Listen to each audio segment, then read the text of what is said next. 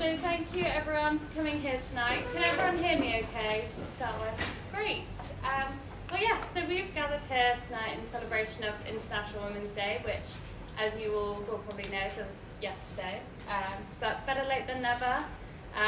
We thought venturing out on a rainy Monday evening was better than dragging you away from friends and family on the weekend.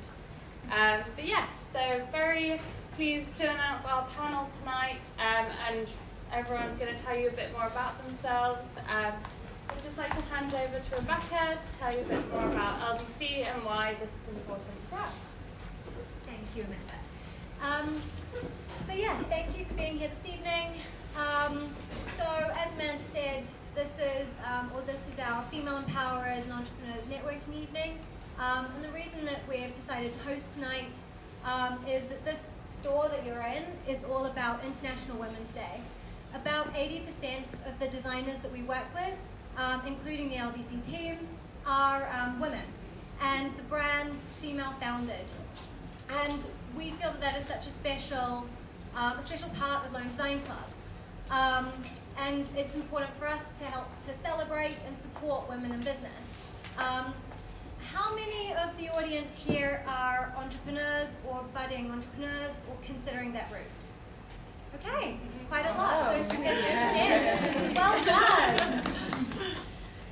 That's amazing, and that's one of the things that's really important to Lone Design Club is supporting women in business. We're very inclusive, but right back to myself being a female founder and seeing so many female-led brands, I think it's really important to get together as a community to unite, to share our success stories and our failures, those mistakes, those hiccups, celebrate those small victories, but ultimately together we are more powerful, we are stronger, and we can support each other in great ways. And that's one of the reasons that tonight is so important, we're hosting this event, is I'm hoping, or I'm sure it'll happen, that we can get some really great stories from our amazing panel. We're going to take you on a little journey of their personal stories. They each have incredible backgrounds, from lawyer turned fashion designer, Andrea, fashion brand, all about ethics. We've got VCs, investment banking, turned into promoting positive mental health. So some amazing entrepreneurs up here that I think you'll be able to learn a lot from. And what I'd really love tonight is for each of you to leave feeling empowered, inspired, and any of those urgent or burning questions that you have about being a female founder or being in business or anything that you want to ask, that we can answer those tonight and you can feel a bit more supported, like you're part of our community. So we're going to kick off. First of all, I'm going to tell you a little bit about my story. Be very quick, and then we'll jump in with intros from everyone, from the panelists. Then we're going to dive in to a Q&A. I have a nice kind of casual Q&A that I'm going to go through, panel questions, but please at any point tonight, we're a very small, intimate group. I'd love for you to ask any questions that come up, please ask. Please put your hand up, let's make it conversational, let's get something out of it. So, my journey began back in kind of 2015, where I launched my own fashion brand. I was at London Fashion Week, and I was working with people like Lady Gaga, Charlie XCX, and it was great. But I then had to turn what was, for me, a passion of designing and creating into a business that was viable, that would grow, that would sell, and that I could survive on. And it was a really interesting journey for me. We did Fashion Week, we worked with some great people, as I said, but turning that idea and that creativity into a business is a totally different thing. And that was the beginning for me of Lone Design Club. When I realized, as I was growing my business, selling wholesale was a challenging business model, and how that relationship with the customer was so key. And I started doing more and more pop-up stores. It was a sales vehicle for my own brand. I met more and more designers along the way, facing the same challenges, wanting to meet customers firsthand, to help understand what it was about the products, the fabrics, the colors, the materials. What was it people liked, and what was it that they didn't? And how do you encourage people that you don't know to part with their, the cash that they've earned themselves on a product that that they weren't expecting to buy from a brand they'd never heard of. And it was that journey that took me to Build Learn Design Club, and we officially incorporated in May 2018, just with two and a half of us, and now we've got a team of 6, and we're growing. And it's really exciting to work with so many amazing small brands and help support designers at reaching those customers and helping them turn their small businesses into big businesses. So that's me in a nutshell. I feel like I rambled, but anyway, I'm gonna pass it over to Andrea. Hi there, I'm Andrea. I'm the founder and designer of Bedouin Studios. We started around 5 years ago with the intent of making easy-to-wear fashion for the free-thinking woman. So really just meaning that you can throw it on but also feel fabulous. The whole idea behind it was to make sure that it was really ethically made. So we really focus on the people behind the brand, so the people that are actually making it. And we've always been super transparent about who that is, and making sure that they're really involved with the brand also, and that there's good working conditions, fair pay, and yeah, just making sure that everyone's happy, that it's coming from a good place. It's the most important thing. And we launched in Dubai, and now we've finally moved back to London, and now we're expanding here. And I mean, over the 5 years, I think our quantities have gone tenfold, and it's now becoming a sustainable business also. So it's good. Thanks. Right. Restricted by some cabling. There's one document to use that one at some point. So hi, I'm Luma Sakaf. I am Jordanian and I Speak live. into the mic. It's a little. Okay. That's better. Yeah. Okay, I'm Luma Sakaf and I am Jordanian. I live between Dubai and Barcelona. I'm here wearing 2 hats. I'm an investor. I run our own investment company, Agile Group. We invest in real estate, fashion, retail, and different sectors. But I also have a brand by Luma that I started a couple of years ago, and now we're on our second collection. The idea of by Luma basically started from my personal journey. Before that, I was a lawyer for a long time, for 20 years. And the idea is that professional women have 2 choices in the market. You're either treated as you wanting to look sexy or beautiful, pretty. The focus is more on your body. Or if you're a professional, it's typically very gray, black. You're almost treated like a man, basically. So the choices are you either have to be a woman or a man in order to belong. And I think we are a lot more than just those two things. We are sexy, all of us, but when you're in a professional environment, you want to look a little bit different, and you want the focus to be on your brain and your soul, not on your body. And so Bailuma was created with that purpose. As I said, Bailuma is part of what I do. And I guess that's it. Before that, I was a lawyer for 20 years, and that's all I can say about me. Maybe I will use this one. Great. So Luma, I'm really glad that you said that, because it's just basically reading what I am. So my name is Steffi B, and I'm an entrepreneur. I run a financial PR company and investor relations. So I work in the corporate world where they don't like tattoo, and I don't give a fuck. Hey! They don't want to hire me, I don't care. I know how to do my job, and I do it well. If they like it, well. If they don't like it, no problem. And there are people, they look at you, they look at your tattoo, they look at your skirt, and they think you are a bimbo, right?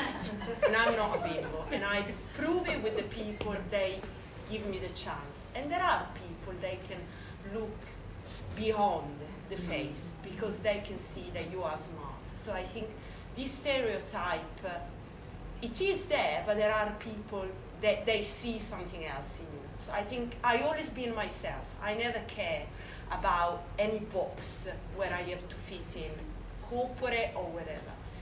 And I came to London 10 years ago because I had a very bad breakdown in Italy, boyfriend, whatever, and I needed a big change. And I couldn't speak any English, so I basically started from the bottom. I was doing a au pair in a host family, and I was studying English. Then I managed to get into a master. I did my master in international journalism, and after that I basically just focused on my career and everything. Fun was zero. I always said to try to get out there and try to prove myself, because it was very hard, and I had people speaking, and oh gosh, I will never do my master, I just don't understand anything. Anyway, and I managed to arrive where I am, where my company is successful. We just do things in a different way, but it does work. Fashion is my passion, let's say. When I was young, I was a model. Obviously, it was something that I wouldn't be able to carry on as a career, because it's just not the right environment as a model. But I think fashion is a great way to express yourself and be empowered. So I think what Rebecca is doing is just fantastic. Thank you. Hi everyone, my name is Jasmine and I'm from Selfish Darling together with Carolina. And Selfish Darling is a company and a platform that focuses only on women's well-being. So we're not as fashion oriented as the rest of the group here. We're more about mental health, the connection between your body and mind, and how you can lead a happier, more selfish life, really. Yes, we currently have a platform with daily articles about how to strengthen yourself from within. And we're soon launching a podcast where we cover uncommon and common issues that female goes through. And we're also hosting events. We're going to have a bond retreat. And I'll tell you a little bit more about why I started it a bit later when we go through the questions. Great, thank you. So I'm going to start off from a very kind of base level question. As I said, please do jump in. Let's use this opportunity to get as much out of our amazing panel as we can. But let's start off with equality, and why we feel like it's important, and what can we do to achieve this? What do you feel the big challenges are, and how can we overcome them? Jump in, anyone. Yeah, great. I think equality starts by not having an International Women's Day. Is there a Man's Day, International Man's Day? There isn't. Every day. Exactly, but that is the point. I think equality starts by us treating ourselves as equal right now, today, and coming out as equal, not waiting. When you have an International Women's Day, it's like you're having, I don't know, Landmines Day, or we're not an issue, we're not a problem. We are 50% of the population. We are the vehicle to bring people to life. You know, we bring the men to life, and so we are equal. We're actually more than equal. So the way we are equal is by being equal, by believing we're equal, by accepting that we are women, that we are emotional, and by accepting that that makes us special, not weaker. By showing our kids, when you're like that, you show your kids the way. You teach men, your kids, how to look at women in an equal way, and I think that's really the starting point. Yeah, and I think, as you say, it's about not getting categorized.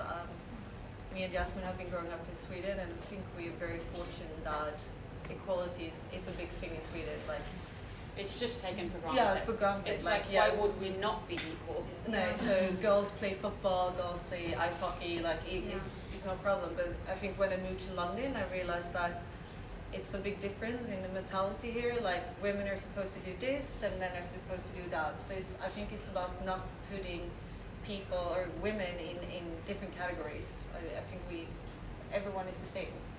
Yeah. And we were talking a little earlier about, obviously you started your brand when you were back in Dubai. Yeah. And that's obviously quite a different culture, a different environment to start off. What Yeah. challenges did you face? I think I faced a lot of challenges, really, mostly with my family first of all, because I was the first. I'm half Egyptian, half English, and I was the first person in my family to ever do anything creative, as a female especially. It was just not something that was a done thing. And then when I moved to Dubai and we started, I think I didn't really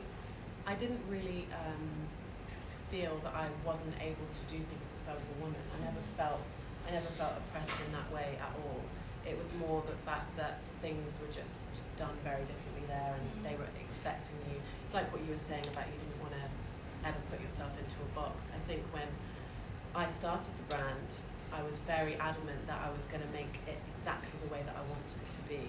And I got there and I thought, okay, but they want something else. They don't want what I am. They want something completely different. And so sometimes I felt that I had to go into that box. I had to feel like I had to change the product a little bit to make it more what they were expecting.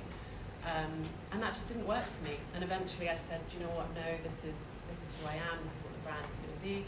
And then eventually people liked it, and I think that's something that's really important is, again, like I refuse to feel that being a woman has held me back, because I don't think it has. But I think, you know, other things like that might have held me back, but it's just about being strong and staying true to what you want, and eventually people like it. And I think what you're saying, it is important because I think it's all about what we want. So if sometimes we have to kind of do something to achieve what we want, it should be our priority, because we know what we want. You have to be honest with yourself. I think the truth, it can change as long as you are truthful to yourself. And it's not always about the way you look, because it's not you are pretty, you're going to get things. It's not like that.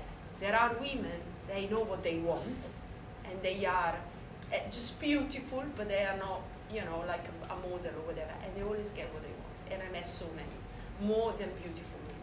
So I think being very strong, it is knowing what you want and never give up, never.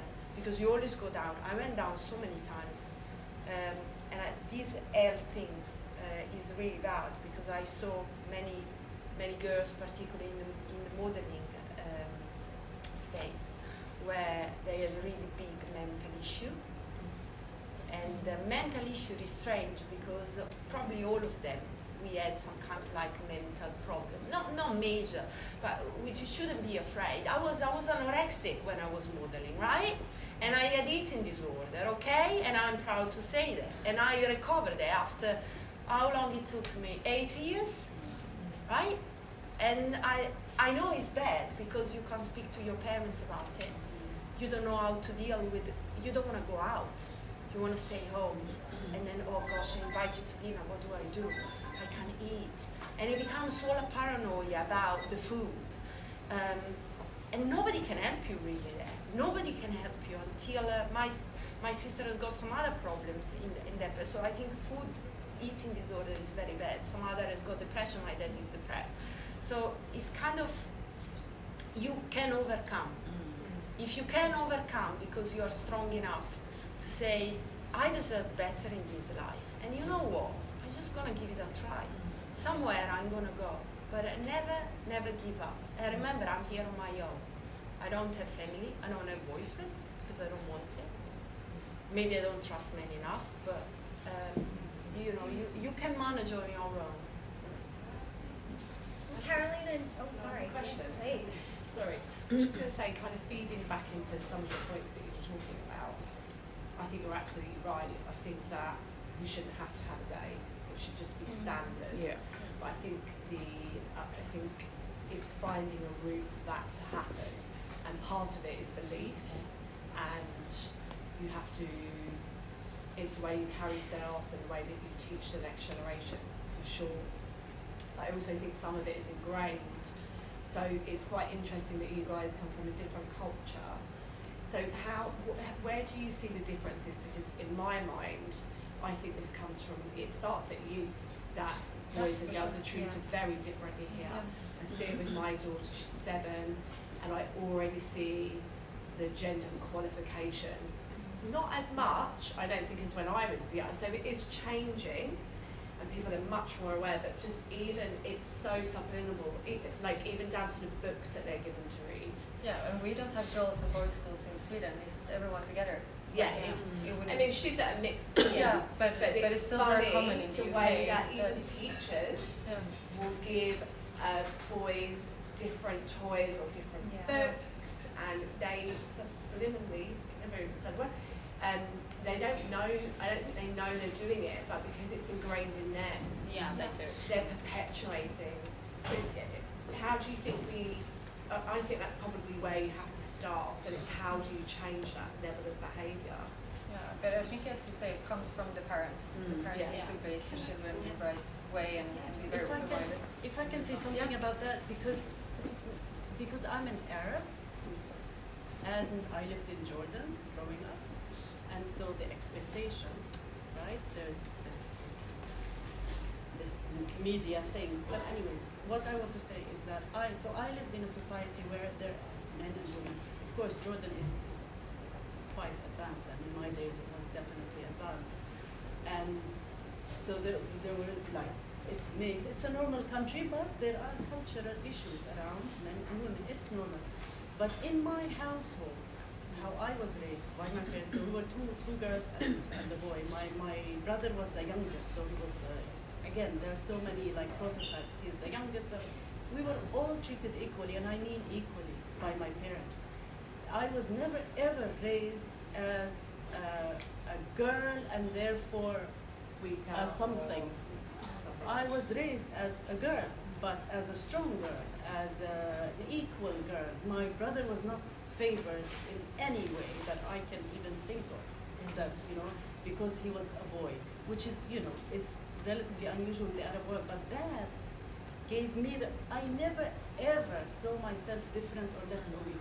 I practiced law for 20 years in Dubai, okay? And I was 99% of the time the only woman in the room, and quite senior. And I did Islamic finance. There were men that would not shake hands with me because, so did it bug me? I never, and I'm pretty sure that half of them thought that, why is she here? But did I ever care? Never. Yeah. And Same, it's about the same belief. here. I work with oil and gas companies, so probably one of the only women out there. I think what you said about your question, I think will be, I mean, I'm not a parent, but what I would do if I had a child, I would probably put them in front of challenges where they have to sort themselves out, whether they are girl or boys. Yeah. Well, I mean, as a parent, you obviously try not to perpetuate that. We certainly don't in our house at all. There is no talk around. She'll come back with questions for me and say, well, such and such said that you shouldn't play with X, Y, Z, or you shouldn't be playing football in the playground. And I'm very dismissive of that, obviously, and say you do whatever you want to do, and that's that. No one's going to tell you otherwise. But there is still a cultural issue to answer with that.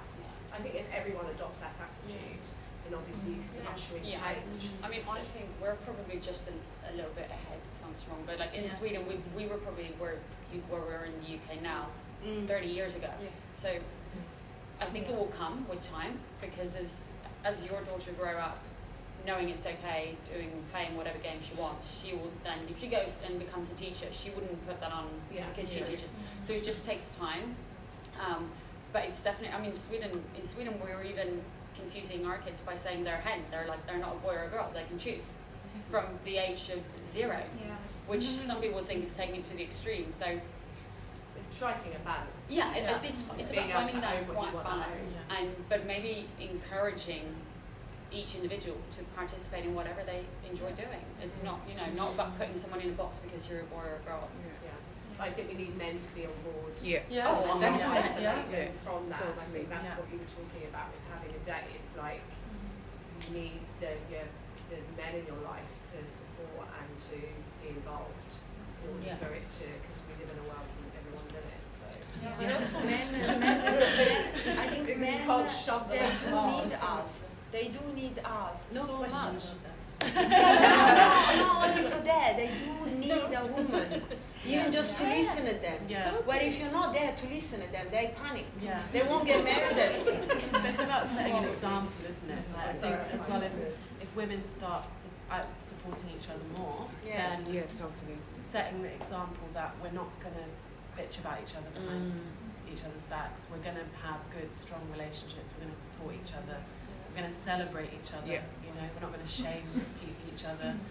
That kind of thing. I think eventually they'll realise that, you know, we are strong, and it's just setting the example that, you know, we're equal. Yeah. Yeah. And I think it's probably a good time to jump in. So we're talking a lot about equality and empowerment, but I think what's also something interesting with a lot of, especially Carolina, Stefania, and Luma, you've all come, or you've been in, so Stefania, you've been model to investment VC world. You've been VC investment to mental health, and Luma, you've been lawyer to fashion. Let's talk a little bit about moving between those different career paths, because they're quite different extremes, and you've all got quite personal stories. How did you cope with those challenges of moving between very different realms? Yeah, for me it was really tough. Like I always been very committed and went to a university, and then I knew I wanted to get to like an investment job, and I got the job, but then after a couple of years I started to feel very low and depressed, and like I felt like I lost the purpose of my life, and I felt like I was just running around in a wheel that went quicker and quicker and quicker, and I realized I need to do something about it. So I think I was at the point where it was so extreme that I felt like I didn't want to live anymore. So I was like, okay, I need to do something. So I decided to just quit my job and then leave London. And that's very extreme, but I think that It was worked my, for you. yeah. Yeah. And then how did that lead you to start Selfish Darling? So I quit my job and then went to Google and searched like for how to find yourself. And They've got like, where do I start? Did Google give Yeah, a little bit cliche, but it came up like a Bali retreat. So I was like, okay, I've never been to Bali, let's go. So I went to Bali and did an Ayurveda retreat. And Ayurveda is all about like the connection with your body and mind. And I realized that I've been walking around and thinking all these negative thoughts, which automatically attracted me all the bad things in my life that happened. Like it's a little bit like law of attraction. And yeah, exactly. And I came across gratitude. I listened to a podcast and started to write down 3 things I was grateful for every day for like a month. Like every day I was sitting with my book. And it made like a huge shift in my life. I was like, this is such a powerful tool. Why haven't anyone told me about this? So I decided to create my own gratitude journal that I started to sell online on Etsy. But then like my mind started to work, but my body didn't really correspond. Like I started to get like thyroid issues, hormonal imbalance, like vitamin deficiencies, and I think that was because my burned out, like my stress, like depleted my body basically. So then when I was looking for information about that, like I realized it was so difficult to find information about thyroid issues, hormone imbalance, and there was still so many subjects that were taboo to talk about. So then I thought, okay, let's expand this brand into a platform where you can educate women about the connection with the body and mind, because it's so powerful. Like if you work on your body and not your mind, like it's not going to work. It's all connected. So I think that was the start of Selfish Darling. And Stefania, you started your career as a model, and now you're in investment in VC. How did you make that transition or that leap? Yeah, so I was modeling when I was really young. I was 16, 18. And it was just very tough. And my parents never approved it. So I had to basically run away from home, and I was just working in nightclub and pay for my little apartment they were paying for the university. It was kind of like, and I was catwalking from Blue Marine, but that was kind of living in a bubble that was not going to go anywhere. So at some point I said, right, I have to make, particularly when I came to the UK, because then I work, and I said, okay, let's go down to that route. And where route I can take, I'm a people person, I'm a salesperson, so PR probably would be the best. So then I started that career, and I never thought that investment was boring, or oil and gas is massively boring, but you can dramatize it. You can, if you are honest to yourself and you are really, how can I say, empowered, any job could be fun. You just have a laugh and you find it, as long as it gets right. I want you to make money, so I make money, and the job I do, I just make it fun, so it just works. And what I have to say, there is something that I always want to do. I wanted to present. I work at the BBC as a producer before starting my own company, and I always wanted to present. You know, I want to be on the TV and present the news. And they never got me the job because they said, you know, you are Italian, your accent is too strong, so you can't be a presenter. So then when I started my own company, then I started also a TV channel. So now I've got my TV channel, and I interview CEOs and stuff, and it's been going well. And you know, so I think you can do everything you want seriously. And the one of the things that entrepreneurs maybe have is kind of a problem, or I do have, is kind of like pressure and stress. Stress not much, but pressure a lot from men, from a situation, from deadlines, and then you have to find that way from kids, which I don't have, but you have to find a way to release this stress. And for example, sharing my experience, what I do Pilates every day, and then I train another hour as well. So I train 2 hours a day, like a mad woman, but I am. And maybe somebody else can do cooking, or you know.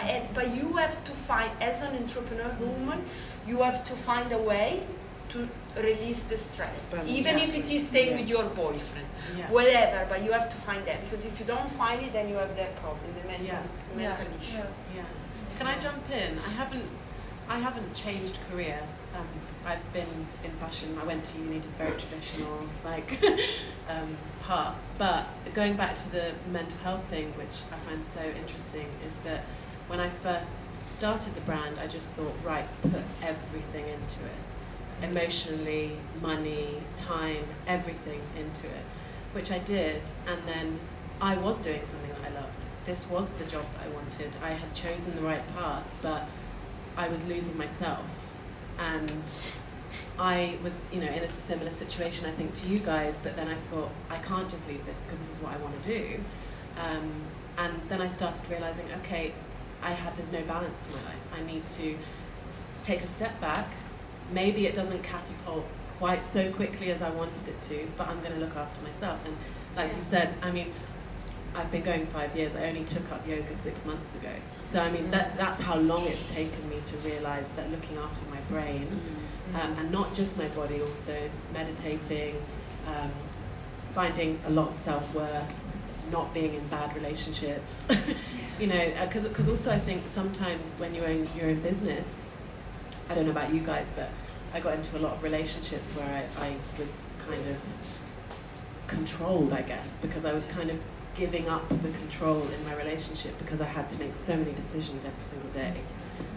So there are a lot of things I think you have to, in anything, even if you're not going to have your own business, balance and looking after your brain and your mental health is so important. So I love what you guys are doing. Yeah, awesome. and I think women overall are quite bad at taking selfish time, so we want to promote that. Hence the name. Selfish is not a bad thing. But it's not selfish. That's No, the exactly. thing. You It's have like to it's be a just- bit selfish. Looking after yourself isn't selfish, but it's considered selfish from everybody else's point of view. But it's not. It's But the only also- way you can be happy and good to everybody It's else. like, that's exactly it, is that if you're not good in here, then all of your relationships are going to go to shit, and you're actually not showing up for anyone. No, exactly. So it's really Start with yourself.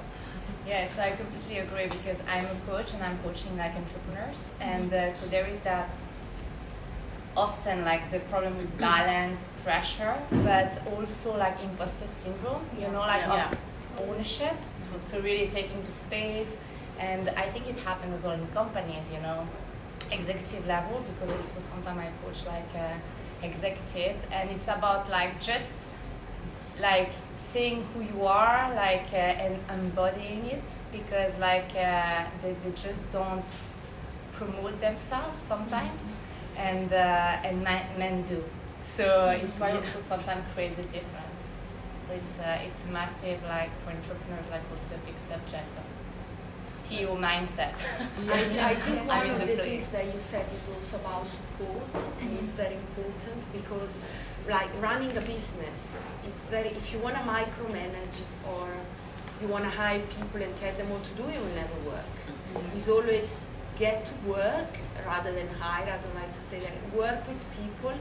They have the skills that maybe you don't have. Yes. Or that they are complementary, and it's more about working together and supporting each other. Give them complete freedom to do the one they want. And then if there is something that you don't like, you can discuss. But I think it's not about you. It's about what you try to create, and it's more about supporting and collaboration. Because I got inspired by my employees so much, and I don't want to tell them what I want. They always come back with these strange ideas, and then then it works much better than anything. Because it's not that we are learning, even as a woman entrepreneur, we are learning every day from everybody.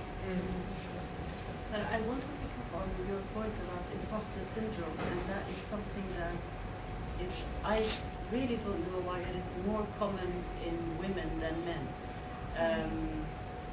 I think women tend to be very conscious of themselves, of their social environment, and they also don't like to exaggerate. They like to be honest a lot. And so they feel like, no, this thing takes, I don't know, 10 years experience, I have 6.5, so I don't have it. Whereas a man would come in with 3 days of experience. And Which is a commendable trait in most totally areas of your life, if you are honest and transparent. Yeah. I'm not saying you shouldn't be honest in business, but you've got to have that sell. You know, and I think sometimes women do struggle with that. I think also you're scared that you're gonna seem Oh, like you're you're boastful, Yeah. you know. But actually, it's just self-confidence and saying, "No, I've achieved this. This is it. Like I'm proud I mean, of there that." is a fine line, I guess, between being boastful Yeah. in a negative way Yeah. and confident. And I think women tend to err on the cautious side. Yeah, exactly. Than on Yeah, I actually read this article about an experiment they did in university. So basically they went into math class and they gave students a problem to solve that was mistaken, so there was no solution to it. And then they saw guys coming to the professor saying, something's wrong with it, because I can't solve it, there's something wrong with it. And then girls would go and say, oh, I'm making some kind of mistake because I can't solve it. So it's very interesting to see how The mindset, genders go to those problems. That's very interesting. So everybody here, you're all entrepreneurs in your own right. You're all running your own businesses. We've talked a little bit just now about positive mental health, and you gave us some great insight into what you do. How do you stay motivated? How do you keep going? For a lot of you here, for you, you've got Bedouin, the brand, but a lot of you have multiple businesses going on. How do you juggle all these different, you're wearing different hats for different businesses all the time? And how do you stay motivated and keep driving forward? I guess it's not an easy question. No, I'm sorry. But so I run I wear 2 hats, as I said, the investment hat and Bailuma hat. But each one gives me something different. In Bailuma, I'm more on the operational side. I'm involved in the day-to-day business. I'm taking management decisions every day, whereas in the others, I'm more on the strategy side, on long-term evolution, but I'm not involved in the day-to-day. My role there is more to support, to give direction, share my experience, everything I know. So it's completely different. But I think going back to some of the things that we were saying, because I had a complete burnout, and that led to me leaving the law. I left in a really, really bad burnout, complete mental and physical. I was in bed for a while. Did I learn something from that? I think what I learned today is that I am a person that is motivated by my brain being active. I don't want to change that. I am very happy with that. I tried to slow down. I was a coach. I'm a certified coach. I did that for a couple of years. I felt it wasn't for me. It drove me to be too zen. I am not. So I think. Sorry, actually, I'm talking about me, right? It made me too zen. So I moved from complete left brain to complete right brain, and that just drove me nuts. But I think I found the balance in the middle, or maybe not, I don't know. But what I realized is that I get my kick from my brain being working, and so I don't mind working hard. But now I do that knowing that I'm doing that. I'm not on automatic pilot again. But I think the most important thing for me, because every day can be fantastic or really bad, especially when you're creating a new brand. And I think to find your cheerleader is the most important thing you can have. You have to have someone in your life. In my case, it's my husband, that believes in you no matter what, no matter what your stupid idea of the day is. And that is key. I think that is the most important thing. You need a support system. Totally. Yeah. Create your own support system. It doesn't have to be a man. Right. I wish I had a support system where I don't. My support is myself. But we are here also. Yeah, exactly. But, exactly. Yeah.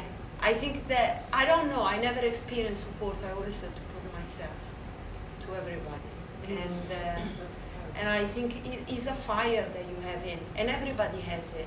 I think juggling between many things for me is not a problem, because it's just what I like, what I want to do. But I wouldn't be able to have a family, so I wouldn't be able to be a mom, because I wouldn't be able to focus on that, and that would be too much. So I think it's also understanding your limits. So one day, if that will happen, will mean that I'll probably have to focus on that, and I know. But you do for a period, and then you.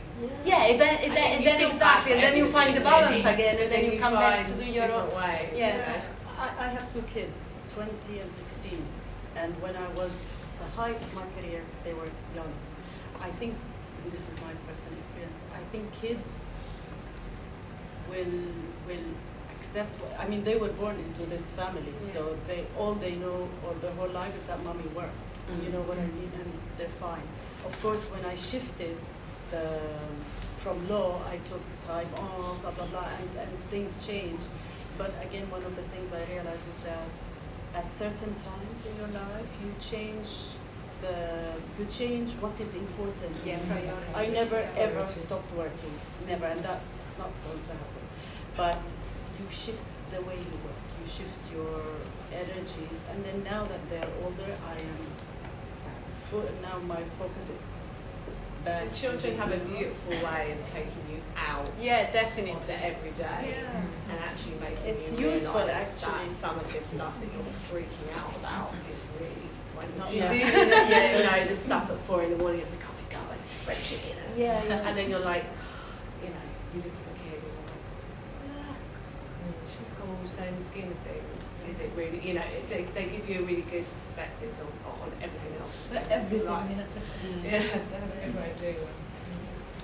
But I think, back to your question, I think if everything's starting with a clear mission, if you have a mission, then you just get going. I think we have a very clear mission, and I feel like if I can help just one woman to not go through what I went through, I feel like I've succeeded, and that gets me going every day. Exactly. And So- celebrating every little success. Yeah. It doesn't Yeah. have to be a massive success, but celebrating every little step of the way makes it so much more enjoyable, because you're not going to go from 0 to hero in no time. It's so every little incremental, little incremental step is worth celebrating.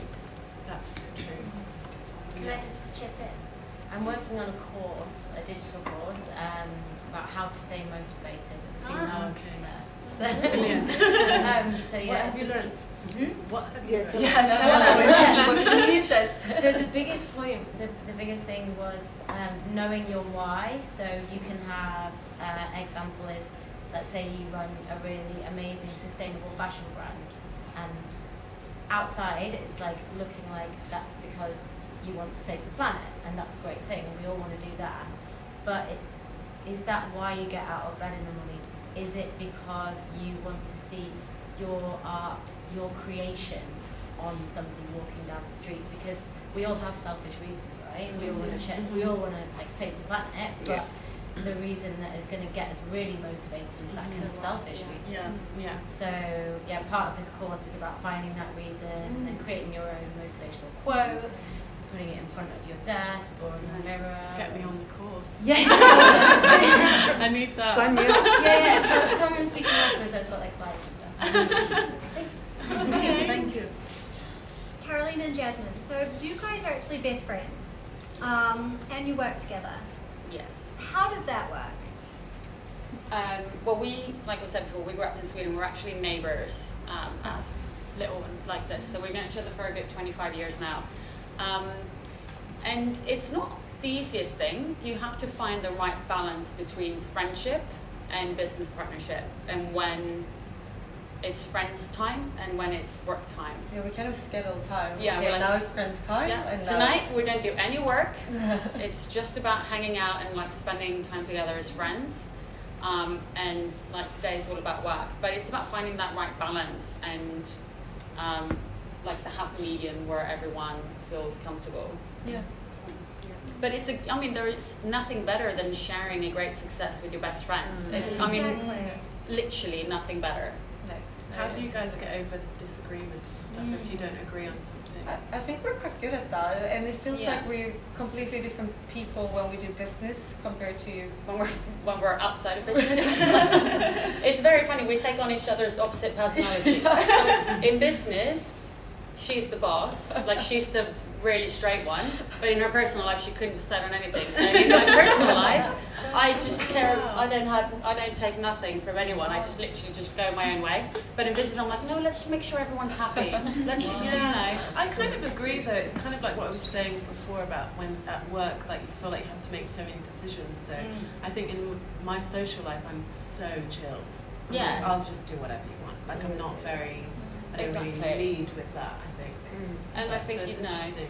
Yeah, and I think we're kind of good at like kind of explaining why we disagree or why we don't think something is a good idea, and then having a discussion around it, and maybe not agreeing on it that day, and then picking it back up again and going like, okay, we both had time, like a day to think about what we think is the right way forward, and I've understood where you're coming from, and you then kind of bring up it again, and you come to a conclusion. and never really mix it up with personal Yeah, never exactly. really attack your personality, more like okay, concrete actions and focus on the business side of it. Yeah, That's great. I mean, the sign of a really good entrepreneur or business person in general is able to change your mind. Like, Yeah. I think so many people are so set Agile. on an idea, especially when it's their own. Mm-hmm. It's a really difficult skill to have. So if you're able to balance that, it's one of the keys to everything. Yeah. Because you can, otherwise you can steamroll into just mistake after mistake, or because you're chasing Well, you need to be after able to an pivot. ideal. yeah. You need to be able to pivot and adjust, to the climate, to what's going on. And I think when you're falling down, when you're making mistake, and you are just, for example, in the investment, when you make the wrong investment, then you're losing money, and it's right that you're losing them, and you should be really upset, and you should learn. I've been losing money during this coronavirus, loads of money. Some of my investors lost millions. And what you do, you just stay there, watch, and try to see. This is kind of like a strange situation, but I'm learning a lot of that. I'm learning that probably I should have sold everything 3 weeks ago, because everybody knew this was going to come. It was going to get worse, the virus. The market, nobody knew. But sometimes, then it's high inside. But I think when things happen, you don't have to say, oh, okay. No, you just have to to just think about it, and the next time you will do it better, slightly better. You get better every time. Some things are beyond your control. Yeah, exactly. Yeah. There is. It's a very unique situation. Yeah. We haven't encountered since what, like 1918, probably. Yeah. So this is. But LDC has to be super agile, and that's one of your skill sets that I observe, is that you have to constantly be adjusting as you go. Learning, Such a big reflecting, platform adjusting, like and this. pivoting, which is one of the reasons why permanent spaces are not in our future. Especially where retail is headed, what's going on now with the high street, I do not understand how, I do not see how people keep one space so alive in this climate, and in a time where experience, activation, excitement is key and is a driver, and online is obviously so strong. But yeah, it'll be interesting to see with the virus how what happens. But one thing I noticed, I mean, I think you've realized by now that I don't like these black, white men and women that I think I don't like the idea of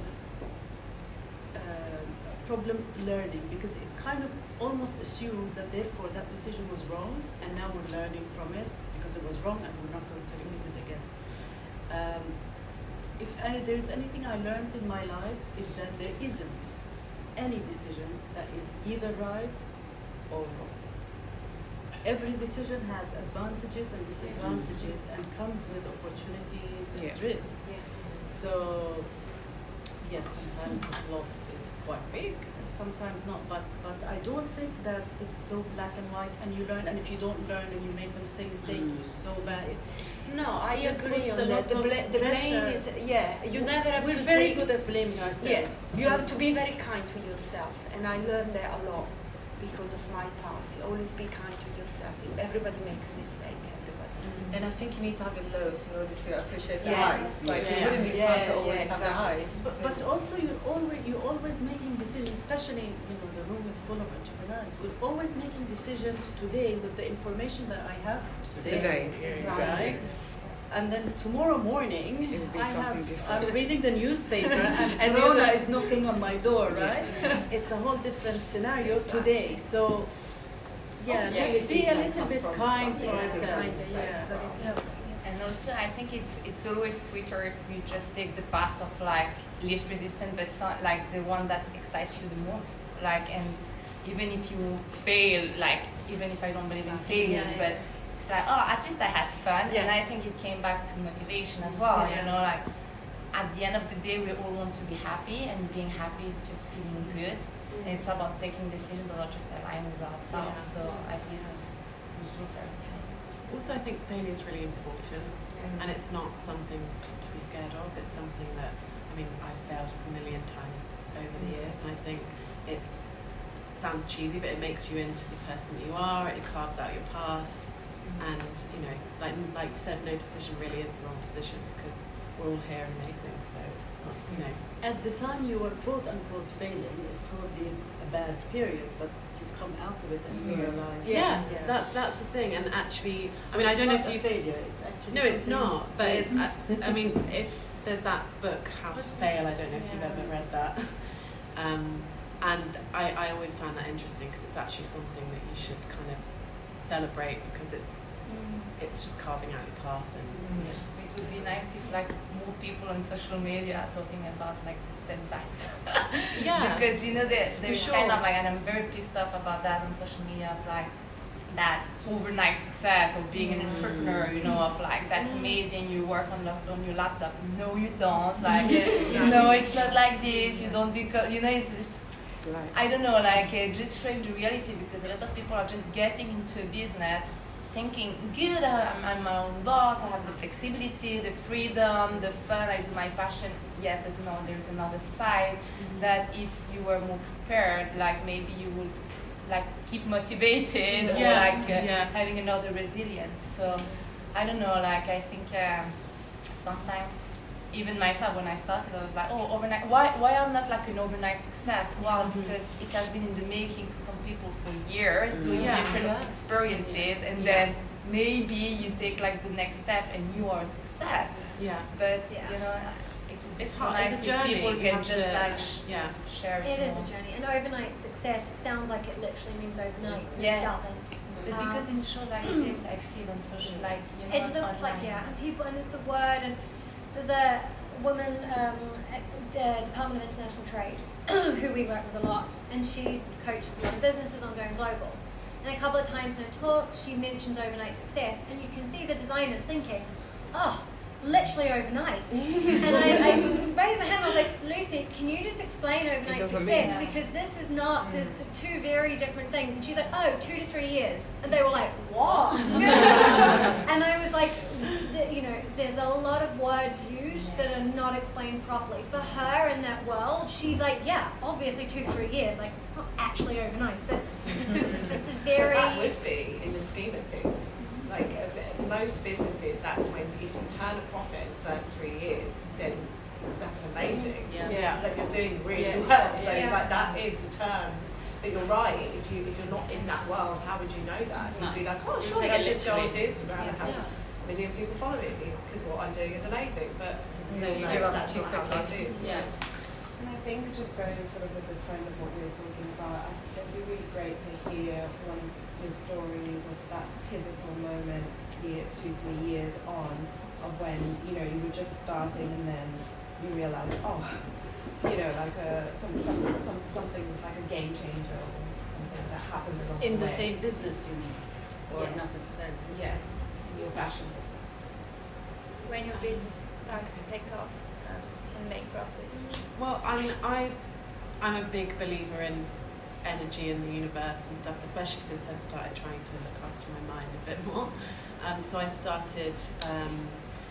It was funny. I was working with a PR agent, and I thought that I had to put money into the business, and that I had to get someone else to do it, and I had to, you know, just I wasn't really believing in myself, and I stopped all of that, and I just started manifesting more and making, like, what do I want? Like, I want to be in this store in the next 6 months. I want to be here. I want to be doing this, and so I just started actually doing stuff towards that, because I think sometimes when you're not manifesting it, you're not really actively working towards it. And then it wasn't 6 months, it was 2 months, and I was in that store that I wanted to be in, and you know, 6 months later I'm in the other store that I want to be in, and before you know it, everything's working. And I thought I wasn't going to be able to leave Dubai and move to London for another 3 years, and a year later I'm here because I did everything that I needed to do. And I think sometimes you just need to have belief and just go for it. I think when you don't have that, it's hard to reach success, because you can just keep bringing yourself back down, and you just got to kind of go for it, I think, and have confidence. For my experience, there was a point I was really bored about my job, working with oil and gas company. I was just bored. I don't know. At the time I was very interested into blockchain and what was happening. So I just started to get to know more about the space. I took some executive course at Oxford University, whatever, but I learned the space. I understood what blockchain means, and I started to do more work working with technology company that I never done before. And then I moved into the technology space that way because I needed something else to motivate me. And at the time, I said, oh gosh, this is new, this is changing the world, I want to do something, I want to be part of it. And that helped me to kind of, now I come back to do a bit more oil and gas as well, but I do it with a different energy, I think. And yeah, that was important. It was a moment where I needed something new, something, and you have to, when you recognize that, you have just to do it, and your heart is going to tell you, because I don't think you have to think too much. Your heart tell you always what you want in any love, business. You know it. If you just go to bed, you know what you are going to do tomorrow. You just have to do that, and don't listen about anybody else, because it's better that you follow, and then you won't have any regret. You say, at least, I did it, and then whatever.